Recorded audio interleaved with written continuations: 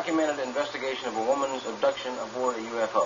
Such things that dreams are made of, and that's probably the problem then. When someone looks at this, they go, okay, it's a novel, but it really isn't. No, it isn't. I must admit, when I first heard about the case, I had misgivings about even getting involved with it. Let's set up the background first.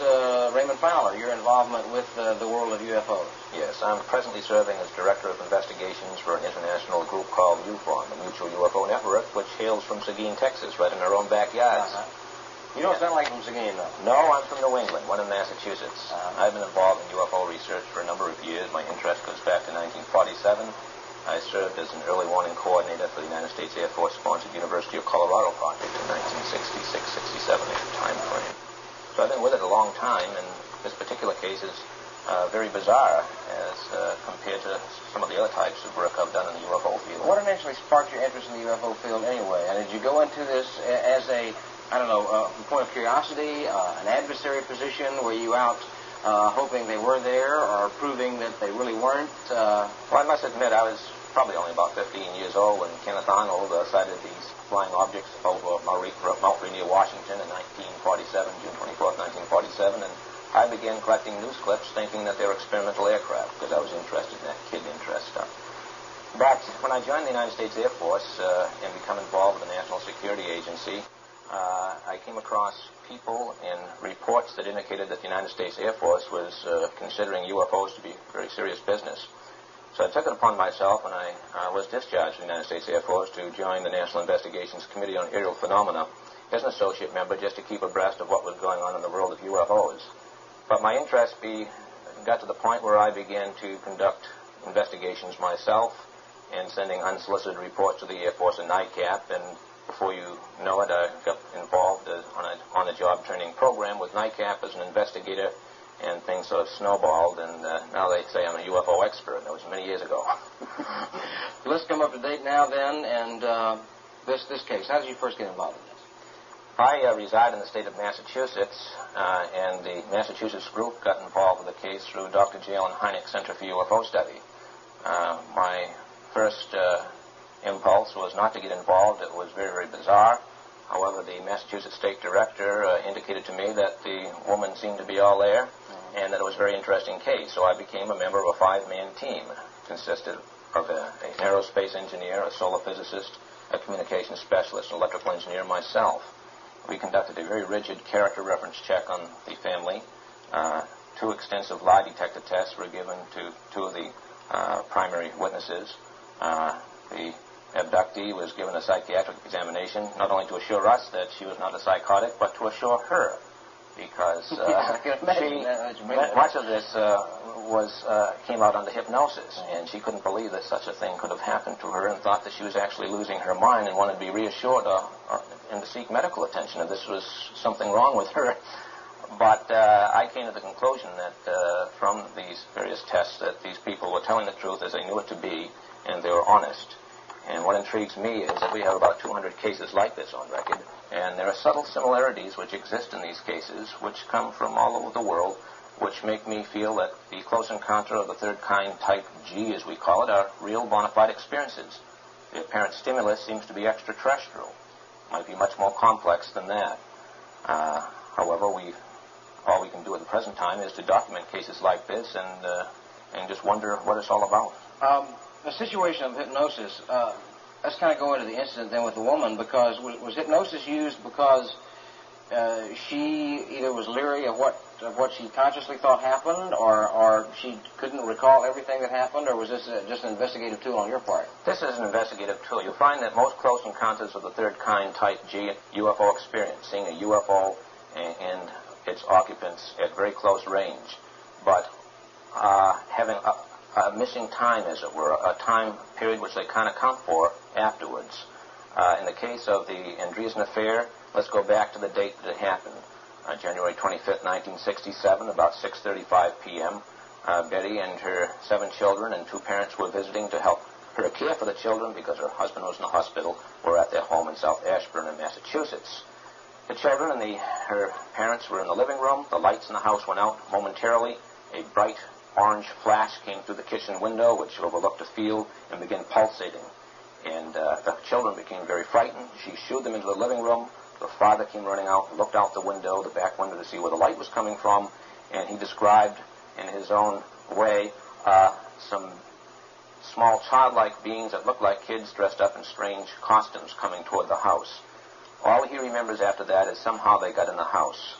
The rest of the family went into, for want of a better description, suspended animation, which really shook up Betty. She wanted to be assured that her family was all right, and they let the younger daughter, who was 11 years old at the time, out of this state, as it were. And she lived under hypnosis a very complimentary experience, as it were, from her standpoint, talking, using the vocabulary and the description of 11-year-olds. Okay, now you say they let, you mean what did she, appeal to the beings? I'm worried about my family? Yes. And they said, okay, well, let somebody they established, she heard voices in her head. The mouth didn't move. We'll probably be seeing some of the visuals later on, but she described them as 3 to 4 foot high with a large pear-shaped head, wraparound eyes, small nose, mouth, and the mouth was almost like scar tissue. Just to go very briefly through what happened, it's a very complex and detailed thing indeed. But up to this point, though, you have one other family member corroborating this, right? There are 3 now. But that's about all that could be remembered. And it seemed like a bad dream to Becky. They couldn't believe something like this happened. They discussed it over the years, and when Dr. Jalen Hynek, through, I think, Associated Press article, indicated that he would like to hear from people who have had UFO experiences, they weren't even sure this was a UFO experience at the time. They sort of keep this to themselves for a while? Yes, they kept it to themselves for a long time. But getting back to the experience, what happened was they convinced her, through mind control, to follow them. She was brought out to the backyard, taken aboard a small 20, 25 foot in diameter craft, taken apparently to a larger craft and subjected to a number of physical, what seemed to be physical examinations, and then was put in a container filled with liquid. And she was, tubes came into her mouth and her nose, allowing her to breathe. And while she was in this glass chair filled with liquid, they apparently took her someplace. Okay, now that is this picture here, right? That's right. That would be a good time to take a look at that. A picture of this from someone, and we can see what Raymond's talking about. Bear in mind, we're dealing with a woman that has only 10 years of formal education and married the boy next door and had 7 children, one after the other. She really didn't know what UFOs were all about. Now, these are her drawings. Those are her drawings. She's an amateur artist, and she has a remarkable talent to remember things in detail. Of course, under hypnosis, she relived this experience which we were just describing. When they took her out of that particular chair, they floated her down a black track which ran between the chairs, if you'd like to show that. There are 8 chairs there, 4 on each side, and she was subjected to several of these chairs, and then she was floated down the middle of these chairs, down a black track, and a door just appeared. And this is the typical thing that was happening in there, and they went down a very, very dark tunnel, which seemed to be hewn out of solid rock, and emerged on the other side into a very, very large place where she underwent some very strange experiences and was brought back and went through the various things that she had gone through before she had entered this alien realm, as it were, and was returned to the house. When she returned to the house, the 2 aliens, whatever we might call them, brought 2 glowing balls with them, and when they entered the kitchen area, one of them went up to the father, who was still at the window, and motionless, really, and they held the ball in front of him, and he shuffled by her. Under hypnosis, she's screaming for her father, and the father just ignores her, walks right back, shuffles right by her into the living room, and every member of the family was taken to bed in this sort of state, unaware of her yelling at them and so forth, and then she was put to bed, and it was the next morning. It's very typical of other cases we have on file. What was the time period involved here? We feel it took place between 6:35 and perhaps 11 o'clock in the evening. The younger daughter, under hypnosis, noticed the clock was read 6:35, and Betty, when she was returned to the house, noticed the clock reading 10:40. It's interesting, you can go back to January 25th, 1967, as they're reliving this, and you can ask questions like how the weather was, how much snow was there on the ground, what was the temperature, what was on TV, the power blackout, and things like that. And we went back and checked local weather records, power company records, and many of the things, in fact, all of the things they described that happened on that day could be checked. A lot of these things was indicated at least through hypnosis. They were reliving that particular day. Yeah. Let's take our this break, get it out of the way. We'll be back in 2 minutes. The engineer that was taking the thoughts from the lady and trying to put them together in what that craft might really look like. Could you hit on that again? Yeah. One of the investigating team is an aerospace engineer, is a manager at the Raytheon company, holds a very good position there, a very skilled individual. And he was playing the devil's advocate, as we all were, trying to find something in this story that would indicate that it really didn't happen. We were being very objective about this. And he asked her to describe each compartment, each room that she entered, the way she entered, and the general size of the room, the shape, and so forth. And he came out with like a lot of pieces of a picture puzzle and was able to put them together into a very logical, coherent, circular craft, just as she had described it. One of his sketches are in the book. There were a number of sketches he was able to do. Speaking of sketches, one of the unique things about the book, The Andreasson Affair, is that she is an amateur artist, but a very excellent amateur artist, and she was given a post-hypnotic suggestion to remember in detail the various things that she saw.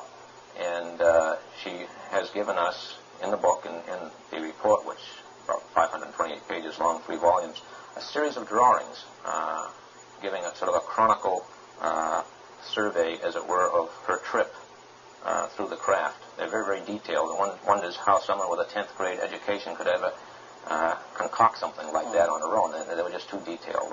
Well, let's look at this. It's the last picture really that we have of one of the little people. One thing about this, I wondered if Steven Spielberg got a copy of this or something, because obviously we're using the term Close Encounters of the Third Kind, and the little fellow here, or do we know what they were? Were they it? Well, or was there a male-female situation? But it looks like it's so much like the characters of Close Encounters in the film. It definitely would be. Dr. J.L. Hynek was technical director for the film, and much of the material that went into the film was drawn from cases like the Andreasson Affair, and they came up with a composite of what people have described as aliens.